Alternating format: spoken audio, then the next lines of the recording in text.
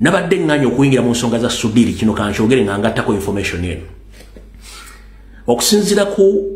information enekusifu nga bwe nabagenda mwana Sudiri battamutte already waliwo emmotoka yali erinze accident to happen emmotoka yali y'amagye yali ya V8 yaliwo ku scene ng'erinze scene happening era mwaliwo amagye emmotoka eyo mala okutuuka Kabenya bazo kikola kye bagikola mwava abasajja ba SFC nga balina emmundu tu confirm nti akyalimu akategeera bamutte era olwamala ne bavaawo nga bakonfaminze nti naawedde ne bagenda era after few minutes Muhoozi himself yajja ku crime scene n'agenda ne ku polisi y'ekibiri n'alipotinga oyo omwana sitaani Muhoozi I know you are watching this video ba officer b'ekibiri tebasobola kwogera nsonga zino Muhoozi ne banne bajja ng'omwana amaze omutta ne balipotinga Muhoozi yennyini ajja to witness era bwe ndamwe namawulire simanyi temwogera ku nsonga za mwana Sudiri omwana Sudiri battamutte Muhoozi yennyini yatta mwana Sudiri yamutta ebyebugaga biffe tebitukwatako wabula ekikomero ky'okutta abantu mulekerawo okutta abantu nobody has a right to kill or to execute your fellow human being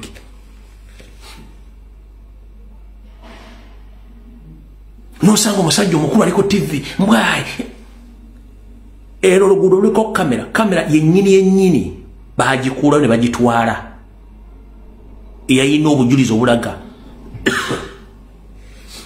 ne tubaga ebigambo bino muli mu kusaaga Muhoozi, you are watching this video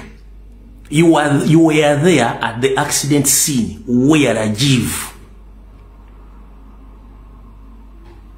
ended his life and you and your group you reported at Kibiri police station. It was a well arranged elimination method which used kati njagadde kuyita obuyisi mulabe nti bana abasajja batemu tosobola kunga nti gweddi CDF n'ogenda mu tocha chamber n'olumba Eddie Mutu atalina wadde penso eriko kakamera oba ewandiika ekintu kyonna n'otulugunya omwana wa muno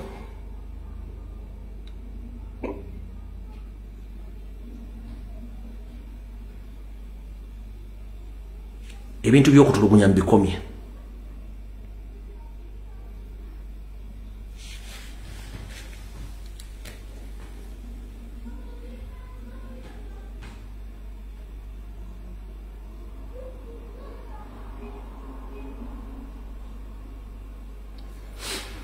gwayinza okulowooza nti tusaaga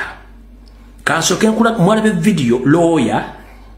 gyabadde ayogera ebigambo akatambi kano kaddakiika tangira kazanyako eddakiika 3 mu kawulire kuba yadde ku press conference tetunnaba video tendatandika akunnyonnyera kuba bano bonna bajja kwagala babatte nyingira mu kooti sanga Eddie Mutu ali mu biranga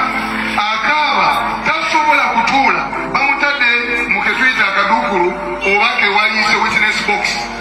nga tasobola kutuula katebe wabula nga waliwo fomu nga yeebaseko bwebasa era olwayingidde bwati nakuba omulange nagamba kanso jangontaasi ne mukwatako bwenti nga amaziga gamuyitamu nangamba mwamikazi gwe mbonyebonye njagala nkubulire omulamuzi atudde sekatona atudde ne interpreter atudde nga balinza okusoma emisango babagenda okutandika okusoma emisango nengamba okitiibwa omulamuzi please lindako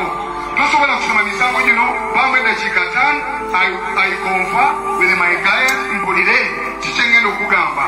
this is the first moment okumulaba okwogera naye omulamuzi nanzikiriza nenjogera ne Eddie Mutwe nga amaziga gamuyitamu Eddie Mutwe bamukuba nnyo bamukuba nambuulira mu bigambo bye bino nangamba nti mwamikazi w'abasajja okuva le bankwata bantwala mu nnyumba ennungi erabika nga ya muntu tebantwala ku polisi tebantwala mu barakisi y'amagye bantwala mu nnyumba erabika obulungi naye ng'erina wansi basement ne bantwala okuva lwe nayingirawo nga ndi ku mpingo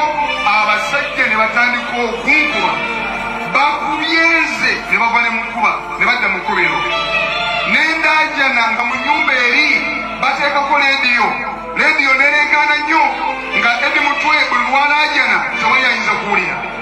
wadde omu omuliraano tayinza kuwulira ne bamukuba nga bamukubisa solido okuviira ddala mu bibatu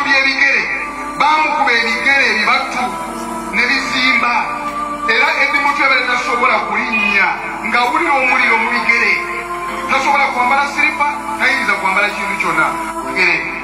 Eddi Mutwe n'antegeeza abasajja bamukubanga emirundi egisuka mwena buli lunaku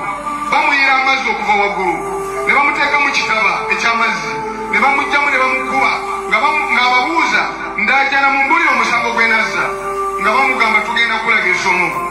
nga tebamubuulira musango gwonna gwe yazza naye nga bamugamba tugenda kuyigiriza essomo n'alaajjana nga bamukuba buli kitundu kye kyonna eky'omubiri gwonna bamukuba enkokola namukuba obukongovule ng'ali ku mpingo ne balinnya empingo ne zituuka okutuuka ku ggumba ly'omukono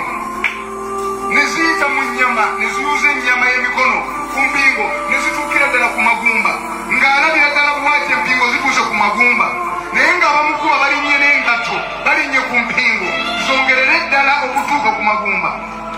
omusajja n'alajjana omusayi kukirika talina kyakola bamuvulungula be bakuba ne bamukuba ne bava ku ekyo ne bamunyiga mutegeera bulungi nnyo bwetegeeza okunyiga omusajja bamunyiga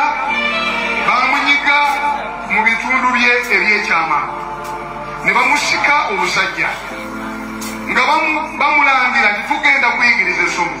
omusajja anyigiddwa nagamwamikazi bwe banyiga kulira buli wamu wonna wonna buli kasuwa konna kaluma nga talina ddagala tebamuwa wadde kapanado ne bamugamba nti kola press-ups nga bamaze omukuba bamugamba kola press-ups nga bwagaana olw'obulumi nga bamwongera kiboko eza solido ne bamukubisa amasanyalaze n'alaajjana ne bamugamba buuka kola frogo jumping buuka ng'ekikere nga tasobola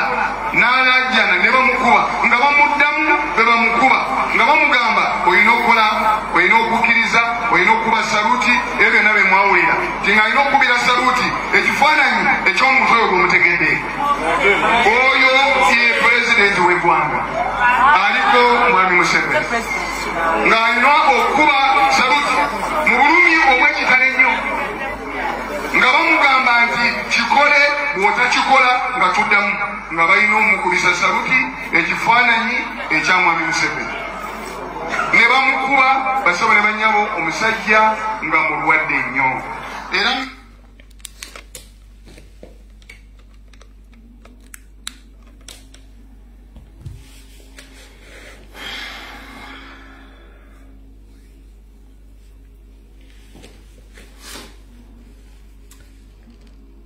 bw'owulira ebigambo ebyo njala kwebaza Mukama Katonda eyawa Eddi Mutwe obugumu eyo tocha bw'esanga omuntu nga toli determined era nga tolina training waliwo kye bayita black out omuntu osobola okublackinga out okublackinga out kiva mu mbeera omuntu ng'aluzinze hope due to the influence of torture ebiseera bisinga omuntu bwa losing hope due to the influence of torture a blacking out ebiseera bisinga omuntu bwa blacking out ayinza obutadda naye bwabanga Eddi Mutwe akyali mulamu nga yasobola okusurvivinga torture nata blacking out n'atagwamu ssuubi mujja sasulira ekintu kino comrade yonna gy'oli ne bankyali baffe mwena bali mu kutulugunyizibwa Mukama abagumye bala basajja bajja kusasulira abamanyi olulimi olusawo ne ba physician ebiga byenjogera mbimanyi bulungi nnyo nti omuntu bw'aluzinga hope due to torture a blacking out bwa blacking out biseera bisinga omuntu oyo taterako dda kuno kuliko abasawo abamanyi ebigambo byenjogera gw'atali musawo nga tobimanyi nzogo byenjogera tobitegeera n'ojja bitegeera bw'otuuka mu system y'okutokyalinga n'oba nga tokya you give up newe wayo n'ogamba oba mujjukira bunene wabala firimu ya Yesu yatuuka ekiseera Katonda n'agamba kitange basonyiwe temumanyi kye bakola naye kanzigye nkusinga n'essaawa yonna yali amaze okwewaayo abayise mu kutulugunyizibwa ebbanga lyonna lyonna otuuka n'ogamba nti nkitadde kyovula nti abantu babatwala mu tokya chambers bafiirayo tebafa nti babakubye nnyo omuntu kasita weevaamu you get out of yourself to the influence of torture you black out n'ogenda todda so bwanga Eddi Mutwe akyali mulamu